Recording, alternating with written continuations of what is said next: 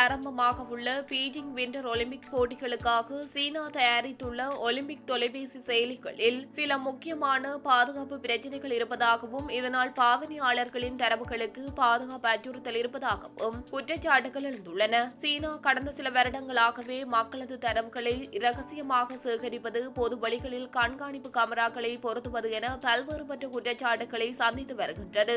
ஆனால் சீனா இந்த நடவடிக்கைகளை நிறுத்தவில்லை. கனடிய நிறுவனம் ஒன்றின் ஆராய்ச்சியின் விளைவாக சீனா உருவாக்கியுள்ள ஒலிம்பிக் செயலியின் பாதுகாப்பு சிக்கல்கள் இனங்காணப்பட்டுள்ளன. மை 2022 எனும் செயலி பீஜிங் ஒலிம்பிக் கமிட்டியால் உருவாக்கப்பட்டது. இது குறிப்பாக கொரோனா தொற்று தொடர்பான சுகாதார தகவல்களை விளையாட்டு வீரர்களிடையே பகிர்ந்து கொள்வதற்காக உருவாக்கப்பட்டுள்ளது. டொரண்டோ சிட்டிசன் ரிசர்ச் நிறுவன ஆய்வின்படி இந்த செயலியில் விளையாட்டு வீரர்களின் பாஸ்போர்ட் மற்றும் அவர்களது மருத்துவ பரிசோதனைகள், இதற்கு முன்னர் பயணம் செய்த இடங்கள் என கேட்கப்படும் விடயங்கள் சேகரிக்கப்படும் விதங்களில் பாதுகாப்பு முறையாக இல்லை எனவும் இதனால் அந்த தகவல்கள் பிறரிடம் செல்வதற்கு வாய்ப்புகள் உள்ளன எனவும் கூறியுள்ளது. அது மாத்திரமன்றி அப்லோட் செய்யப்படும் மீடியா ஃபைல்களும், அதாவது போட்டோஸ், வீடியோ போன்றவையும் பாதுகாப்பு குறைவான விதத்திலேயே சேகரிக்கப்படுவதாக குறிப்பிடப்படுகின்றது. இதற்காக வழங்கப்படும் சுகாதார தகவல் நிரப்பும் போம் இலகுவாக தகவல் திருட்டு குழுக்களால் அடையக்கூடியதாக இருக்கும். இதனால் வேறு நிறுவனங்களுக்கு குறித்த தகவல்கள் பகிரப்பட முடியும். அடுத்து இந்த செயலி பொதுவாக முக்கிய தரவுகளை